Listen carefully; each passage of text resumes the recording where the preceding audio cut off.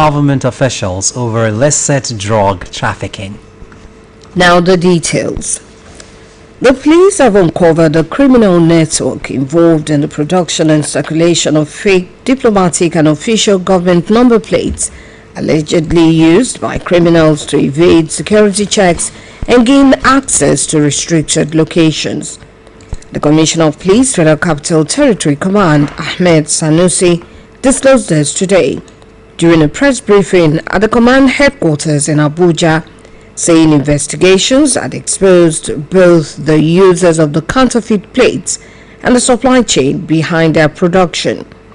According to him, the investigation was launched shortly after he assumed office, following reports that diplomatic and government registration plates were increasingly being used by unauthorized persons. The police commissioner said several fake diplomatic and government number plates had been recovered, while suspects linked to the illegal operation were in custody and would be charged to court after investigations. The federal government has announced plans to end electricity subsidy payments from 2027 as part of efforts to tackle mounting liabilities in the power sector. This was disclosed by the Minister of Power, Joseph Tigbe, at a media interactive session today. The minister stated that the federal government would phase out subsidies beginning in 2027, assuring Nigerians that the policy would not deprive citizens of the benefits currently enjoyed under the subsidy regime. According to him, the proposal removal forms part of broader reforms aimed at ensuring the long-term sustainability of the electricity sector while tackling the financial challenges confronting the industry. Tigbe explained that despite the planned subsidy withdrawal, there are no immediate plans to increase electricity tariffs, reassuring consumers that the government is not considering a tariff hike in the short term.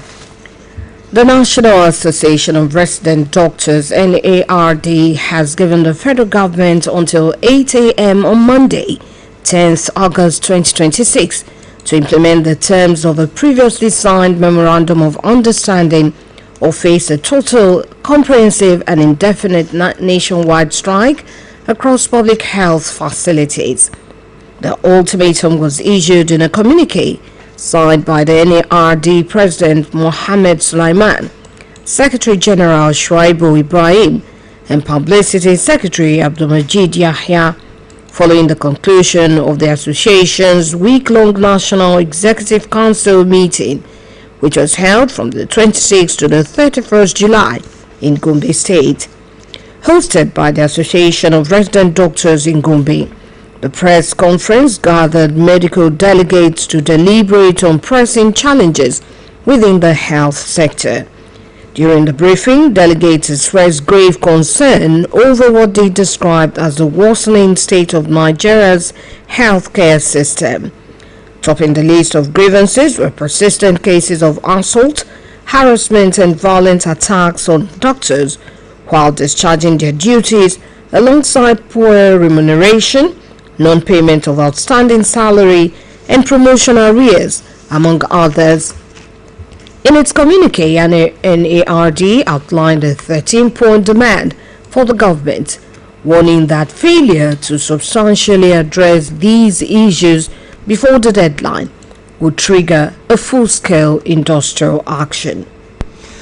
Professor Oluyole has today handed over to Professor Segun Aina as the Registrar of the Joint Admissions and Matriculation Board (JAMB), bringing an end to 10 years of leadership at the agency.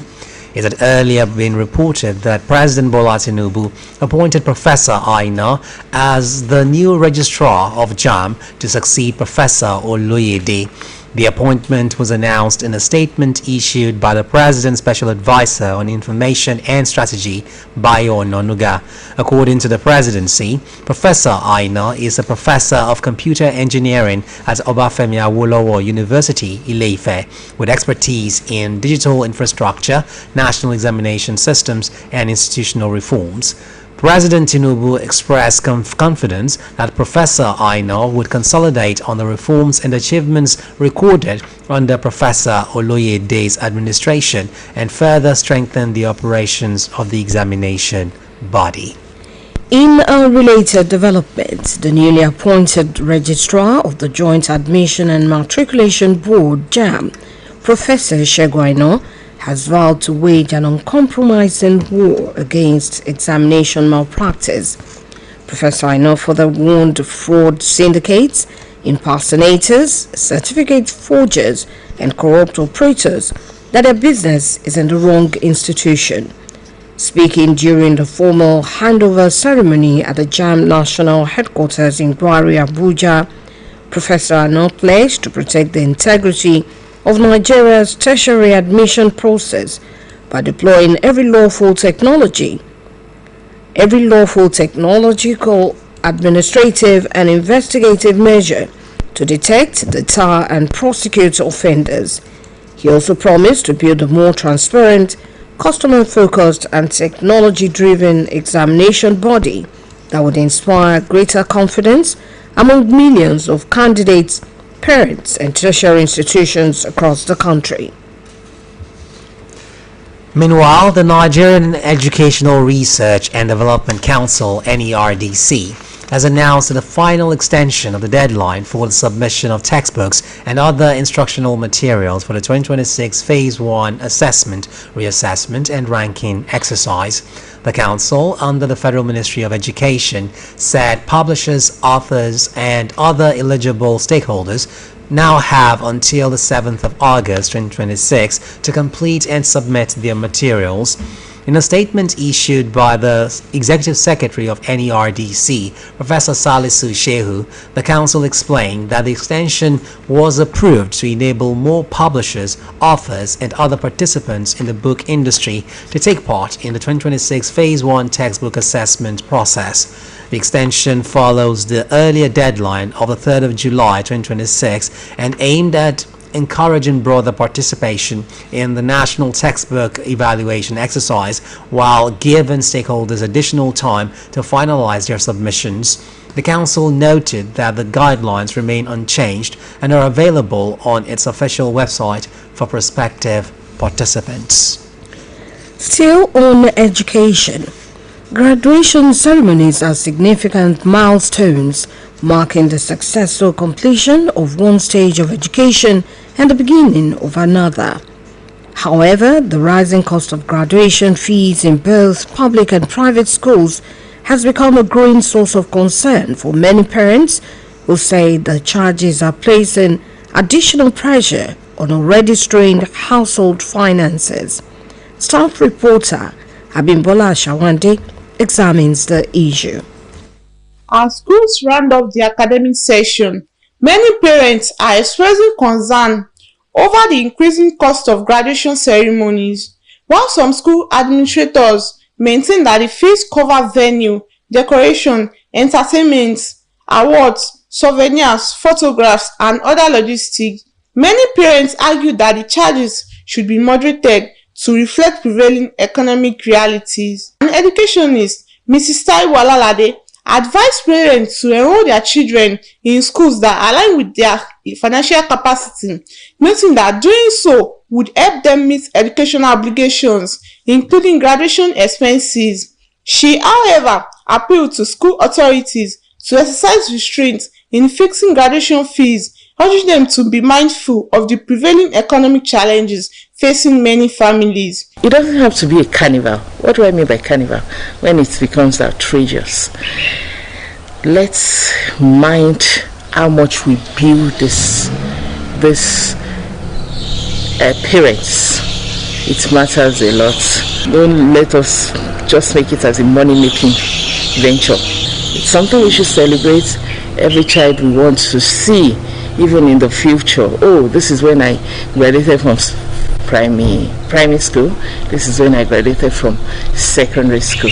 But as we are billing, let's make it affordable. A public affairs analyst, Mr. Sumbo Badejoko, says graduation ceremonies especially at the primary and secondary school levels, should remain modest and affordable rather than placing an excessive financial burden on parents. He urged school proprietors and administrators to make proper budgetary provision for such events, stressing that graduation should celebrate academic achievement without becoming a source of financial hardship for families. The only thing that government can do now is not to ban it. It's not going to work.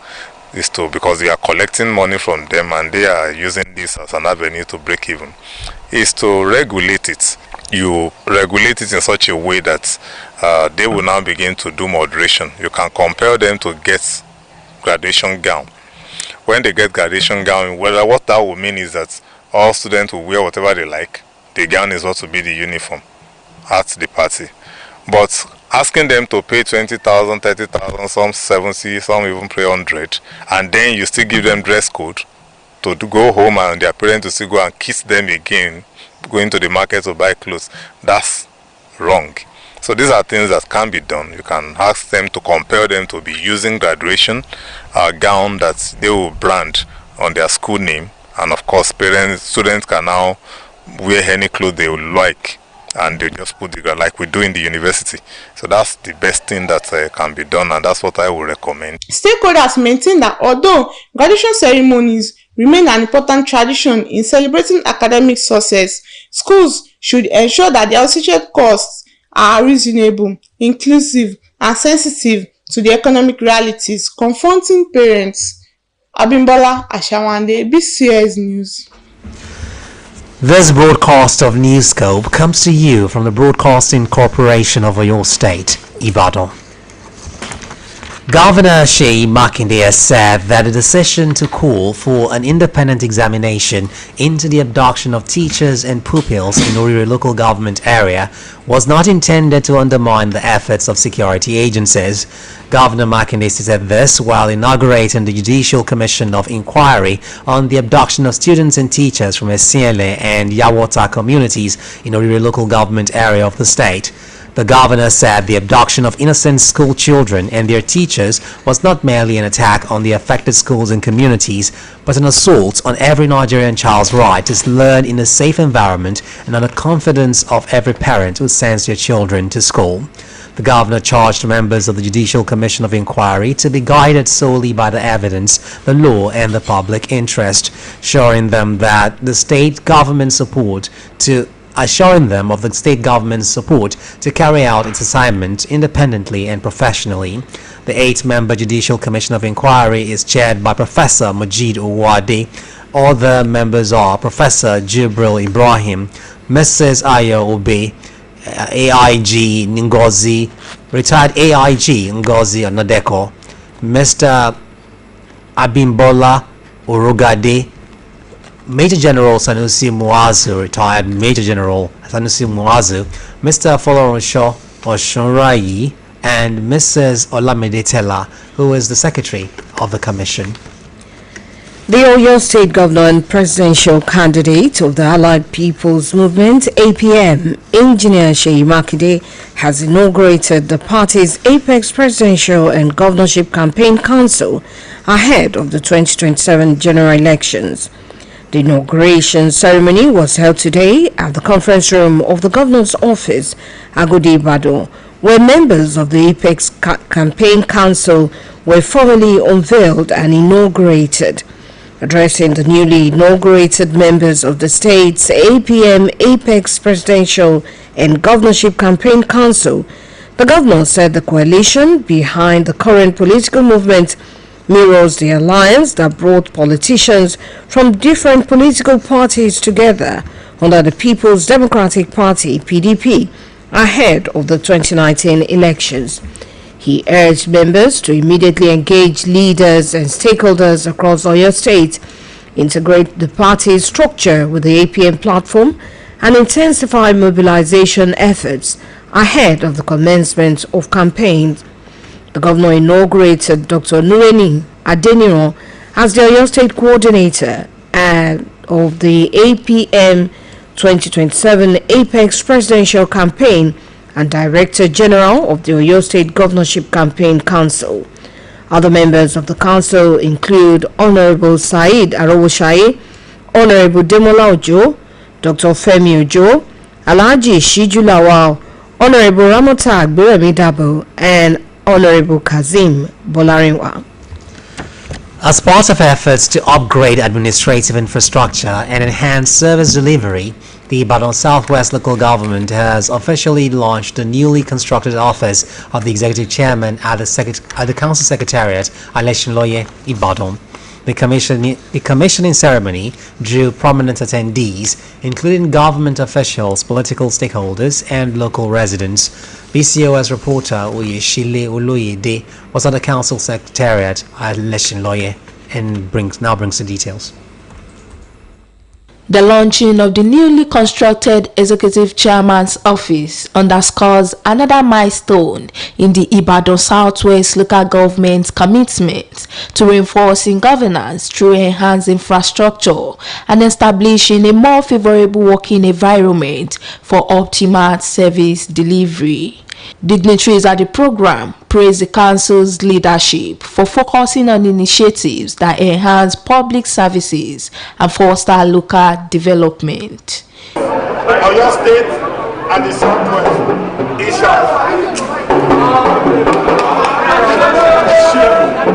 During the ceremony, Executive Chairman of Ibadan Southwest Local Government, Honorable Kehinde Akonde, underscored that the project embodies his administration's commitment to transparency, accountability, and sustainable development. He commended Governor Seyi Makinde for his enduring commitment to grassroots development, outlined key projects executed under his administration, and reasserted his resolve to implement People's Focus program that improve residents' life. This magnificent office complex is more than just a building.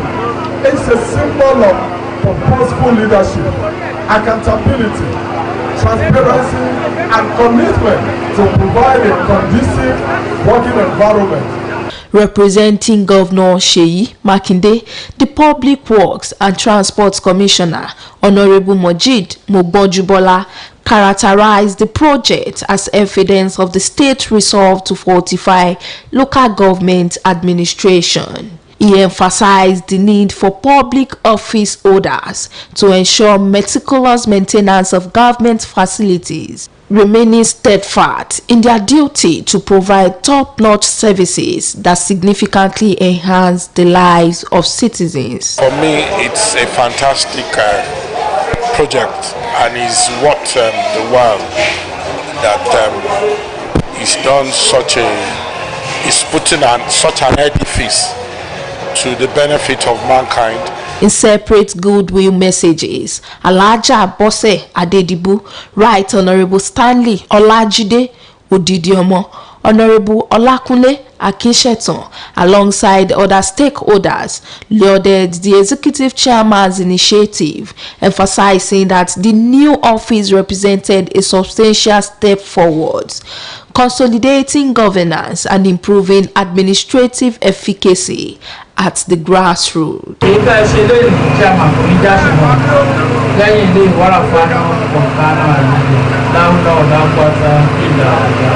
is a beautiful day, a beautiful project, a beautiful initiative. We thank Our Excellency Governor Oluyole Makinde. Without his support, something like this would not have happened. This makes the workflow at the local government very, very seamless. This makes the work better. So a better workspace makes you a better worker. The ceremony reached its pinnacle with the unveiling of the newly constructed office of the executive chairman, as esteemed guests expressed their conviction that the facility will enhance governance efficacy and contribute substantially to the development of Ibadan Southwest local government. Oluyole, BCOS News. Family of Nigeria's first military head of state, Johnson Aguiyi-Ironsi, has demanded an apology from the federal government over his killing in 1966. The family also called for compensation and reconciliation, noting that his death resulted from his position rather than any wrongdoing on his part. The family's head, Oluyole, made the demand during an interview with newsmen, describing his uncle as a visionary leader who was wrongly punished for a coup he had no role in. Oluyole noted that his uncle's tenure as head of state was brief and ended violently, expressing hope that his appeal would reach those with the power to act on it. Oluyole served as Nigeria's head of state from January 16th to July 29th, 1966, taking charge in the aftermath of the January 15th, 1966 coup that had claimed the lives of the country's political leadership. On the foreign scene, Liberian President Joseph Boakai has dismissed a dozen government officials and recommended some of them for investigation following massive drug busts in recent months that have generated a public outcry for more stringent action. According to a statement, Boakai dismissed 12 officials ranging from an airport operations administrator to law enforcement supervisors. Earlier this month, authorities conducted the largest drug bust in the West African nation's history, seizing nearly 4 tons of cocaine valued at $317 million in an operation. That followed on the heels of another massive seizure of approximately 238 kilograms of cocaine worth about $19 million that had been presented as ordinary commercial cargo, including Maggi seasoning cubes, at the airport in June. According to monitors, West Africa is a transit point for cocaine produced in Latin America and shipped to consumer countries in Europe.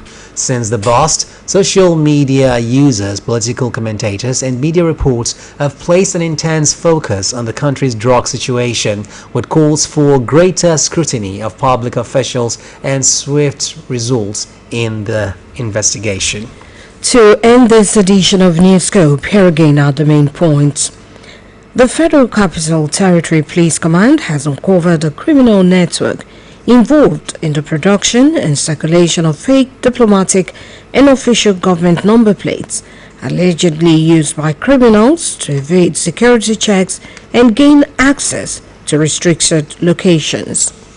The newly appointed Registrar of the Joint Admissions and Matriculation Board, JAMB, Professor Segun Aina, has vowed to wage an uncompromising war against examination malpractice. Governor Seyi Makinde has said that the decision to call for an independent examination into the abduction of teachers and pupils in Orire local government area was not intended to undermine the efforts of security agencies.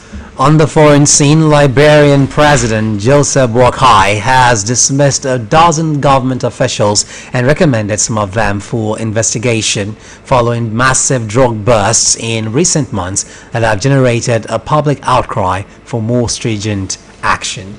If you see something suspicious, alert the authorities immediately for timely response.